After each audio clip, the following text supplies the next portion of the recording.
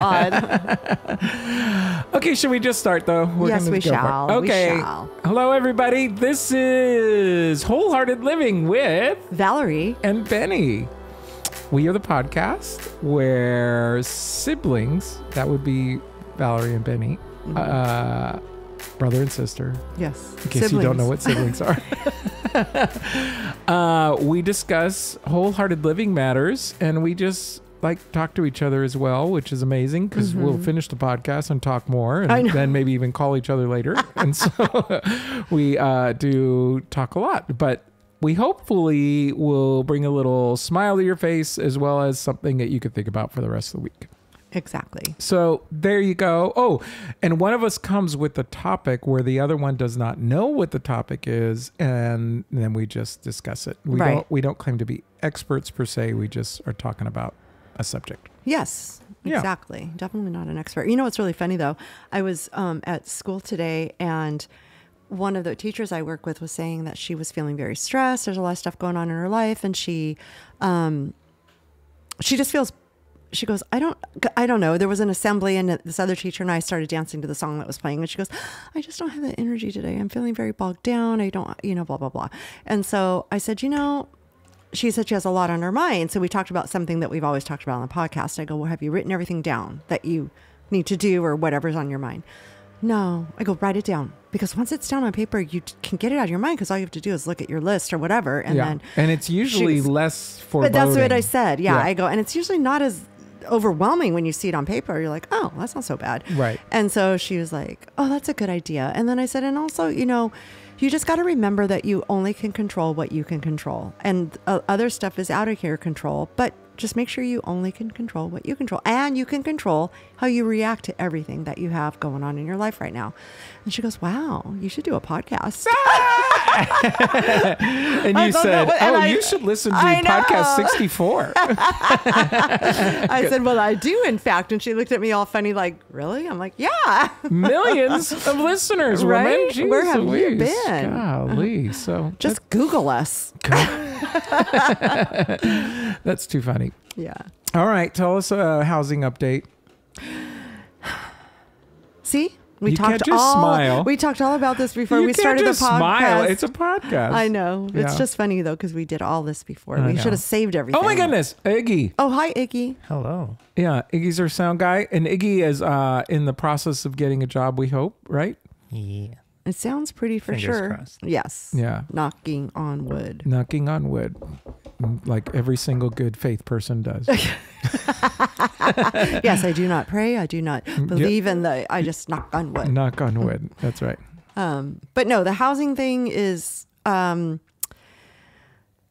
like what I was just telling you that I was telling my friend this morning. That's exactly what I'm trying to do with this, because it just seems like in the last, if you heard the podcast last week, I believe it was, we talked about the hiccups that were happening and all that stuff. And there was still a little bit of hiccup yesterday when we finally signed the the escrow documents and stuff.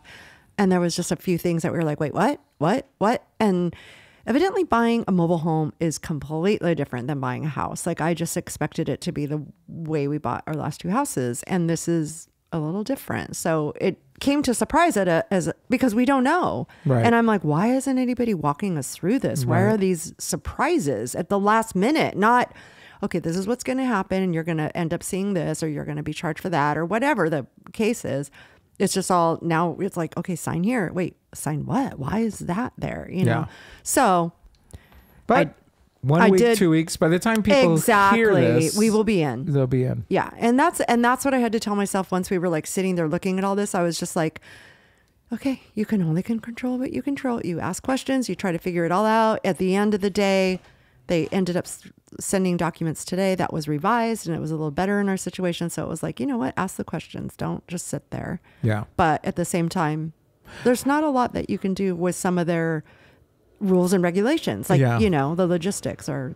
How is it going to feel to be for the very first time in a home as a mother on Mother's Day because Mother's Day just passed when you get this, when our listeners are listening, how's it going to be an empty nester completely? Well, I was not 2 years in a row, but 2 Mother's Days I was empty nester because Kylie was in Tokyo one of the times, right. and then also on the ship one of the times. Okay. So yeah, it was. But this is like more permanent. But it is more permanent. 'Cause Like you there's could no walk by her bedroom. room. Yes, exactly, Exactly, exactly. Yeah, it'll be interesting. And Mother's Day did just pass. When you're listening to this, but that's also the same weekend that we will be moving in. So I highly doubt I will be doing anything for Mother's Day anyway, because I'm going to have to. If anybody knows me the way they think they know me, you know that when I move into a house, any house, I have it unpacked and organized, pictures on the wall, like within a few days. Like I don't mess around. Like my mind is like, there's been so many people, oh, can I help? Can I help? Nope. Because I'm just like, I'm in mode and I don't want to be answering questions. I don't want to be delegating. I want to do it myself. And so, and Peter's like so funny. He's like after we moved into the place that we're in right now, the very next day I was like, okay, can you hang this now? Okay, I measured this out. Can you hang this now? And he's just like, oh my gosh, can we get a minute? And I'm like, nope, the sun has gone down, but the time is still available. I am going to get all the kitchen put away. I'm going to, I don't know. I'm just that person. So just like us, Sunday, Mother's Day will be, and I'll tell you when we get back to this later on another podcast, how it went, but I'm pretty sure I'm just going to be organizing because I go back to work on Monday. So I only have Saturday is our big move, as you know. And then Sunday I will be pretty much. Yeah. Yeah. Patty and I are good about getting the majority of the house set up. Like we want to be able to live pretty well. Yeah. We're not perfect about getting everything up on the wall because I don't think neither one of us are really good at making those kind of aesthetic decisions. And we kind of just take it slowly. It's fair, right? Do you know what? It's so funny. I feel like this is where I'm so much like Mom. I have opened up the website for where the house was listed. Yeah. And so I mapped out a little for living room, for kitchen, for bedrooms, for the bathrooms, and I'm like, okay, we need to take out the mirror cabinet thing because it's like gold embossed weird old lady thing. And I'm like, I want it to be. So anyway, these are all the things I need to make changes on. But all the pictures that I know that are going up on the wall, I've already put where they go. I've arrowed where the bed's going to go, where this is going to go, where this is going to go, where the plant's going to go, where the... Jeez Louise. And this is one of the reasons I'm bummed we didn't get to move in sooner than we wanted to. And they pushed back escrow because I would be able to go in and do all the dirty work and then do all that kind of fun stuff the next day. Meaning dirty work, make sure all the kitchen stuff is put away, make sure all of the stuff that I don't use on a daily basis, clothes that I'm not, everything just put away. And then that way I can do all the fun stuff, like putting the pictures up and the whatever, Yeah. So there you go. That just reminds me right now, I didn't have that written down. We have a Home Depot run for the windows. Once we measure the windows tomorrow morning, I need to get medicine cabinets because I don't like the ornate thing that she's got in both of the bathrooms. Yeah. I was thinking about that. Yeah. No. Now that our listeners are like, oh my God. Yeah, I know. We totally bored them to death. Yeah. So, but that's my OCD. But that is exciting. Yeah. It is a little bit of, because it's funny because you say, I got to get it done. And I'm guessing that part of the reason why you got to get it done is because it literally will eat at you if it's not done. Yeah. You can't relax. No. You can't chill. Yeah. It's the pillow out of place. Exactly. Yeah. Except it'll be 1,000 pillows out of place. Yeah, exactly. So, I don't think when we move in, we get everything very livable. We're very livable. We make sure that things are mostly done, but we actually, do things and then change it because it's like, oh, that didn't work well. And, oh, I like this better. And then we add things as we go. We don't really worry about, I guess we're really chill, but you could see that by the fact that our pillows are pretty much never where they were the day before. So we are a little bit different. Yeah. Our house is very livable. I like electronic stuff. So that's the stuff that I get already. Yeah. Like our house has that home thing now where I can talk to the lights to turn them on. Oh, right. And see, that stuff doesn't, I'm just like, whatever. I saw Peter the other day using our faucet, trying to turn it on. And it's a, what's that called? touchless. Yeah. So, where you just put your hand underneath the little arch and it turns on. I saw Peter touching all over this. He said, screw it, and went to the bathroom. Couldn't figure it out. Funny. I love that Patty just texted me, measure the medicine cabinets. Oh my gosh. So I can put it on my list. Thank you. So Patty's my wife, and she's 6 feet away from us. Yes. so she just. She probably didn't. I like that you watched Peter try to figure it out and then not say anything. It was during the podcast. Sorry. So yeah, I was here watching him trying to do something well, and I was kind of going, "Oh my!" He's just like, "I'm going to watch him for 10 minutes," and then I would have said even something. let him go all the way to the bathroom. Yeah. No. That's We were literally doing the podcast. That's so funny. That's what it was. Yeah, sorry. No, I like gizmos. So when we get in there, I like to make sure all the gizmos work and whatever. And I kind of handle that stuff and just do. And then honestly, Patty, you like certain things and she likes certain things to be in certain places, but she's not real like mom or you perhaps where it's got to be this way or that way. Yeah. We kind of talk about, what do you think? Yeah. I don't think Peter has a say, does he? He goes, well, it would be really nice if we blah, blah, blah, blah. And I go, no, I already have a space. I already have something going there. And he's like, oh. Exactly. Yeah. And see, that's what I'm saying. Patty doesn't do that. Yeah. We don't. But he also is like, I don't know how to say it. Like he does want a voice in like how things look. Like he's like, I think it'd be really cool if we had this, that, or the other. And it's like, yeah, I mean, he does have a good eye for stuff. But at the end of the day, it's like, okay, but I'm going to do this. Yeah. Patty. And if Patty's really got her heart set on something like colors, for instance, there's things that I didn't want to do. And I thought, I think it might be better. And then honestly, I think every time she's been right. We really loved the way we painted our house because it looked like a hospital before because it was all white. But one thing we both kind of think is we went too dark because when it's we don't have direct sunlight ever. Yeah. And so because we don't have direct sunlight ever, at certain points of the year, depending on where the sun is at, or I guess where we are at in relation to the sun, it can be pretty dark. Sure. It's funny you said that because we really wanted a dark. Our living room on the Scott Street house was huge. Remember that room?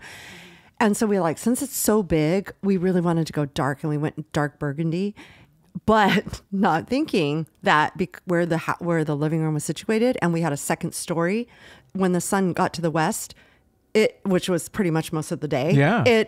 There's no sun. So that room was so dark. So I think we had it like that for maybe a year. And then we're like, we need to go lighter because it felt like a dungeon, when ours doesn't feel like that quite. No, yours is way lighter than mine. Way lighter except that wall's pretty dark. Yeah, and we did that intentionally because we kind of wanted not to pay attention to it. But even these, we could have went. I don't think it's that dark. No, it really isn't. Yeah. It really isn't too bad. But and the other thing is, one day I'm going to put lights in the ceiling instead of having lamps, and that'll lighten up too. Yeah. Well, these are all very important things for our listeners who are going, this is so very important. But sometimes it's fun because sometimes they're like, it's never fun. They get into our lives. Yeah. Yeah. I get so many DMs about, why is Valerie always talking about her pillows?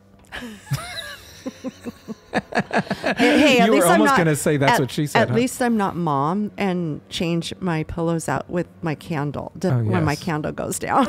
Yeah. If you guys, we already talked about that. It was on her podcast. It was if you guys listened to the podcast, it aired May 1st, or was it April 30th? April 30th. Yeah. Mom was on it again, and she is cute, and so you just have to listen to it, and then you'll get the deal. Yeah. 2 weeks, X amount of weeks ago. Yeah. I can't remember. Whatever it was. Well, Valerie Lynn, what do you got to say to us?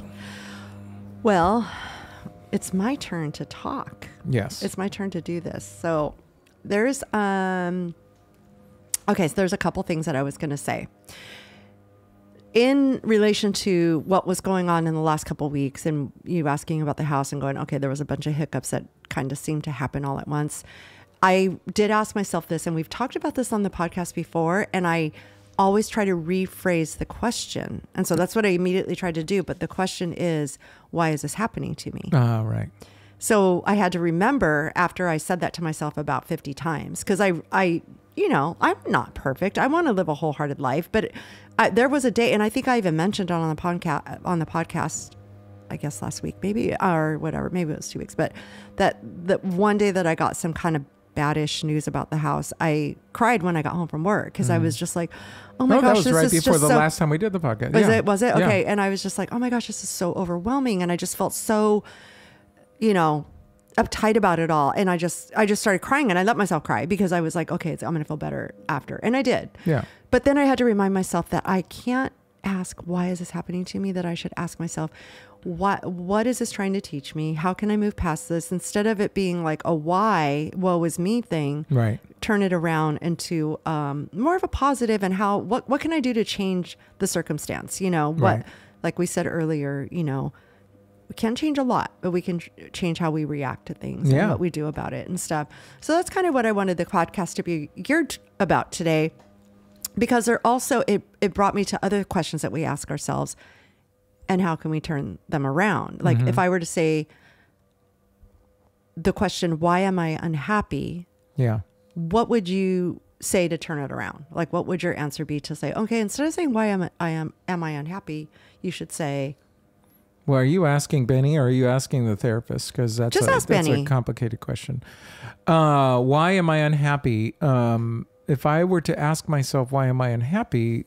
And you want to kind of flip it. Yeah, it would be really hard for me to personally ask myself that question, to be honest with you, because I would probably describe it as, why am I not happy? I would probably have to say the flip of that question would be, I don't know if it's a flip of the question. I know. I would say, how can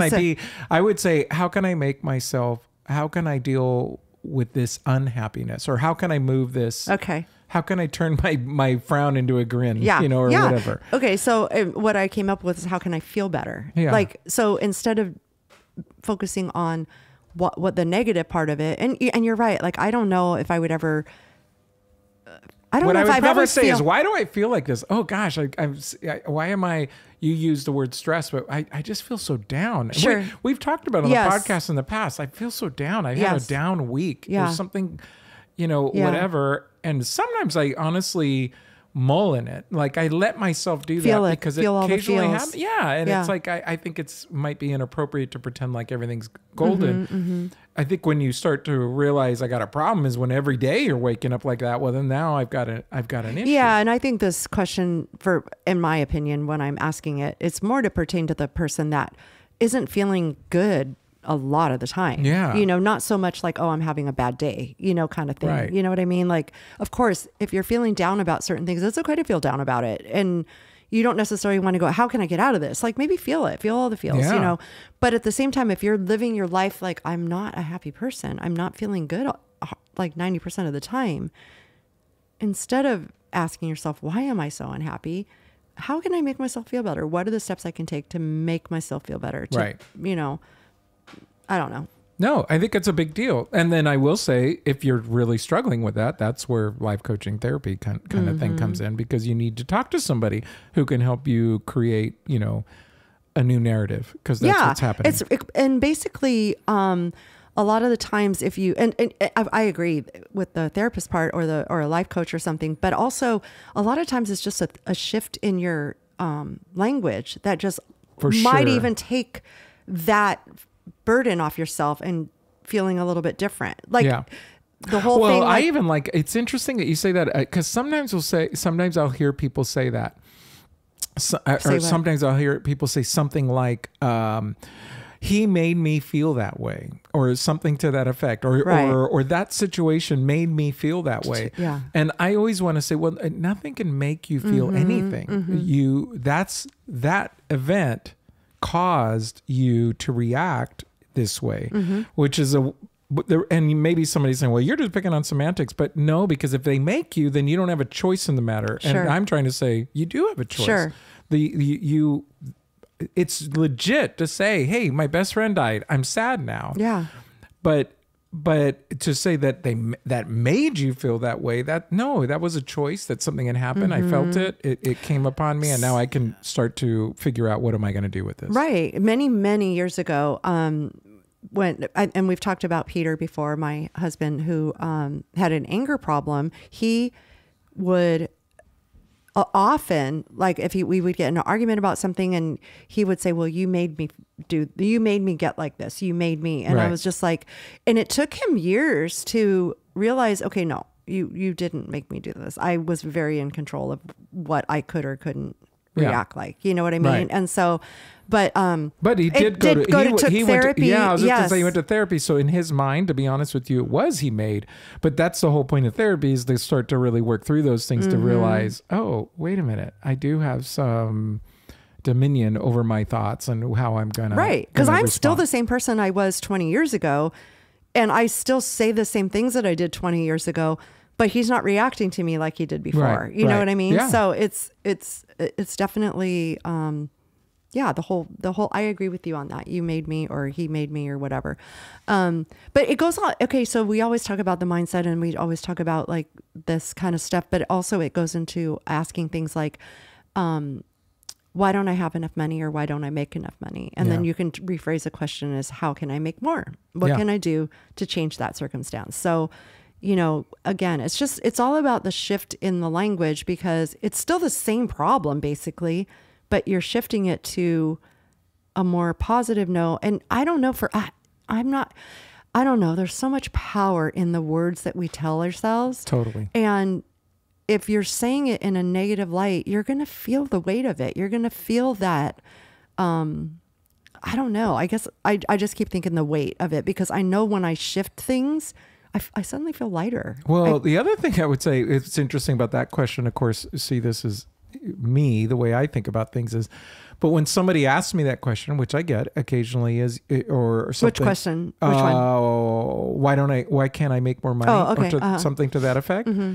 My comment is, how would more money make you happy? Mm-hmm. That's a good question. How would that make you happy? Or how would that bring you more joy? Or how would that make it so would you would you want, like, the person, like, let's just say if I were to say, you know, I don't make enough money, how can I make more money? Would you think that I should ask myself, how would more money make me? I think the first thing is to know, how would it bring, here's the thing. Sometimes what people will do is they think what they're really saying is, I'm sad. Mm-hmm. Money is going to make me happier. Mm-hmm. So then they say, how can I why can't I make more money? Mm-hmm. And then what happens is they make more money and they're still sad. Yeah. Because they didn't answer the right questions. So sometimes it's just a matter of asking the right question. Sure. And that's the reason why I asked somebody, how would making more money how would that resolve the issue? How would that make it better? Sure. You can ask it a million different ways. Yeah. How would that make it better? Your situation better? Well, then I would just have more money and I wouldn't have to worry about X, Y, and Z. Sure. And then I would go, oh, really? So by having more money, you wouldn't worry about your kids being gone.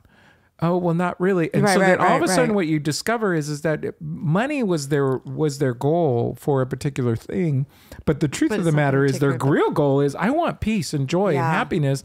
And it doesn't necessarily have anything to do with money. Yeah. Now, it might still be a very good and legit goal. So please don't misunderstand me. You can still say that. But if your motivation is simply, you know what, I want to buy a house, or I want to buy a new car, or I want to be able to whatever, then, okay, well then let's work towards your goal, because you're not saying that that's going to bring you happiness or get you married. Because if there's a young man that says, well, they're not going to marry me until I really have enough money, or whatever. Yeah. There's a gazillion different things. Yeah. And so my point is, how is that going to benefit you? How is that going to make things better? And it doesn't even just have to do with money. It could be anything. I need a girlfriend. How is that going to make you more happy? Well, then I would. So it goes on and on. So you get the drift. Well, I think the whole idea of this, the reason to bring up this podcast is to take off the victim mentality and to, make it more about, empowered. Yeah, exactly. Like I have the I have the power to change it. Like if it is about money, just because you maybe do want to buy a house, or you want to save, or you want to buy a car, whatever it is, instead of just saying, well, why don't I have more money? That is not going to make you more money. No. And so, okay, well, how can I get more money? Like, what can I do? There's steps that you can take to maybe there are things whatever. That you might do. Yeah, for sure. There's things that you might be able to do.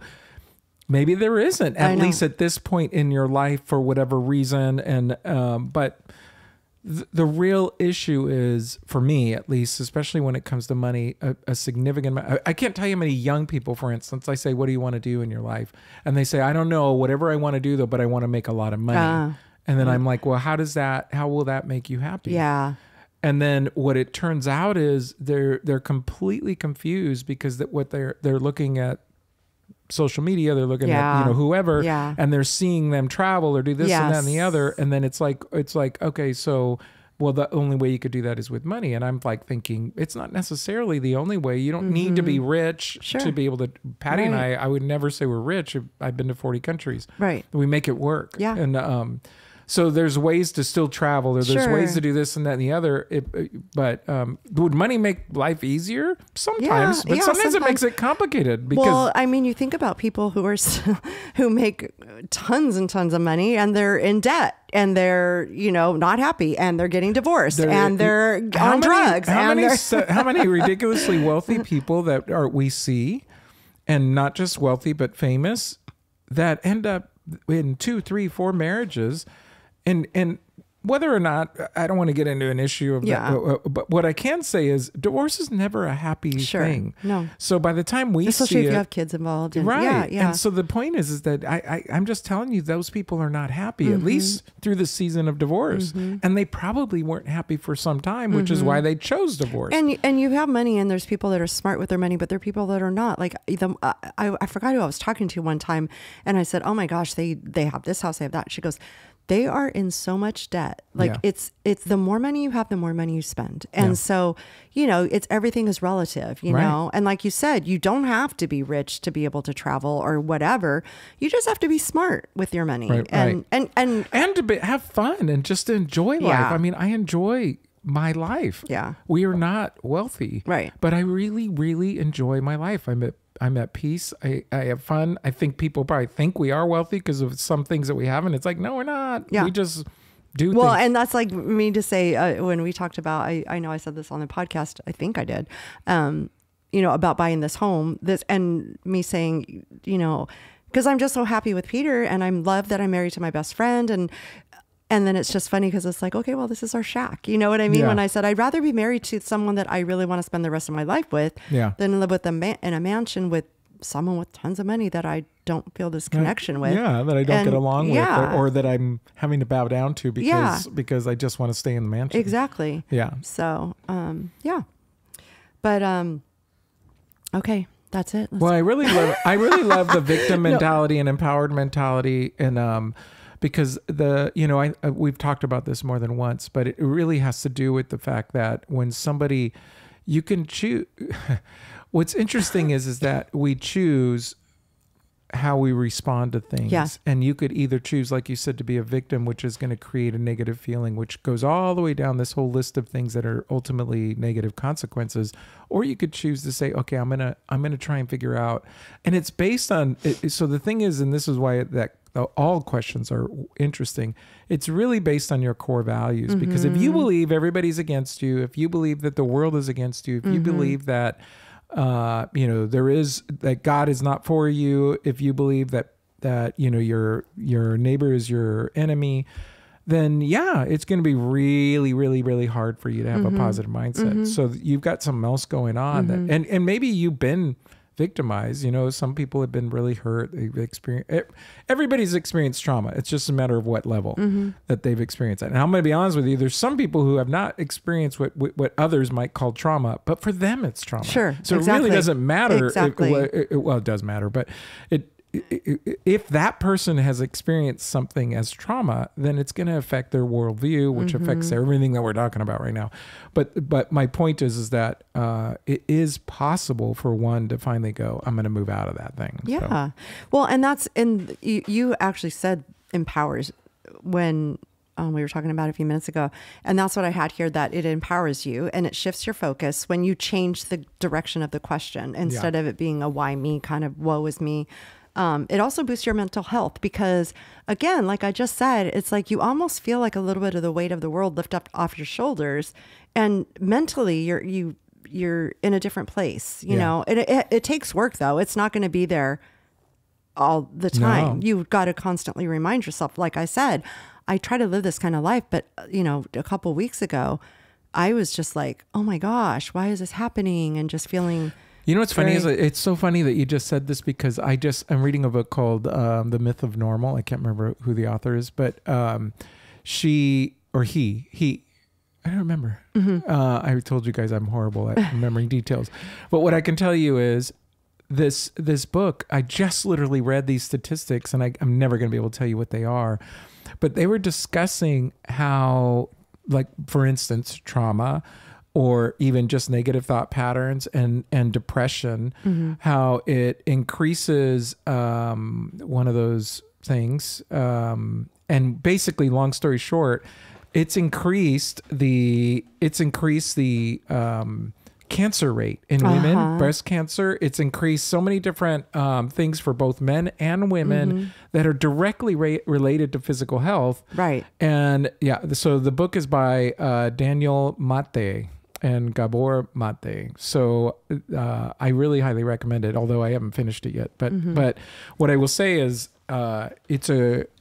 it's fascinating, because I already knew this, but to see it on paper and then see the numbers and see how, this has been proven. And some people try to correlate it to the fact that what they were saying is, oh, well, that's because people who have experienced these kind of things end up smoking and end up drinking and doing all that, which is also true, because those things will mess you up too, physically.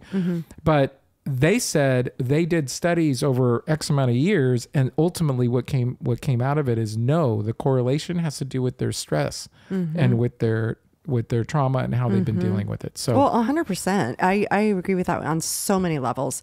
Stress plays such a huge role on your immune system and otherwise. Like, I mean, we've talked about this before too, that, if you are stressed out, your body does not know if you're running from a bear or you're just upset because XYZ happened earlier. You know what I mean? And it's great that your brain knows to run away from a bear. Right. So this is really important. Yes. But your body is not designed to run away from a bear 24 hours a day. Exactly. And not even, 24 hours a day, 7 days a week into months. Some people are in chronic stress, and it's like, you need to, and that's why some people are like, I don't know how to lose this last 20 pounds. Well, guess what?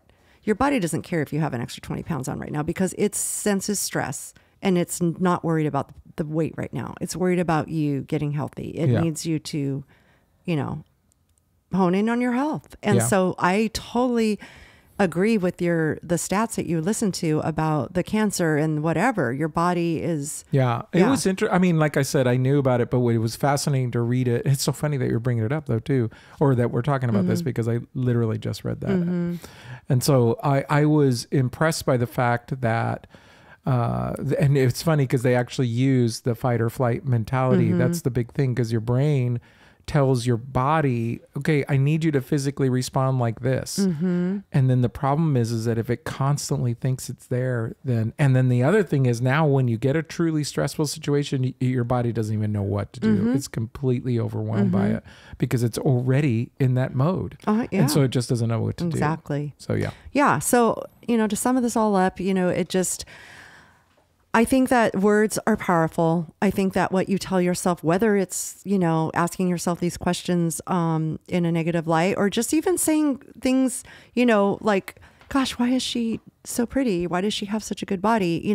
That's really doing. It's automatically just kind of telling yourself something negative about yourself. It really is. Your body, your mind hears it, your brain takes it in, shift it. Okay, maybe you do see a pretty girl. Maybe you see a body that you really, really like. What can I do? I'm not going to have her body, but what can I do to improve mine? Or what can I do to improve, whatever. And anything, something like that. You know what I mean? And don't talk to, what's interesting is, because when you were talking about, how people might talk to themselves, what I think is interesting is, one way, if you're trying to figure out, well, what's okay to say? Well, if you wouldn't say it to your friend or to, to somebody that if you wouldn't say it to your friend, then why are you saying it to yourself? Yeah, we had a podcast on this. Maybe we'll try to find it and link it in the notes. But we did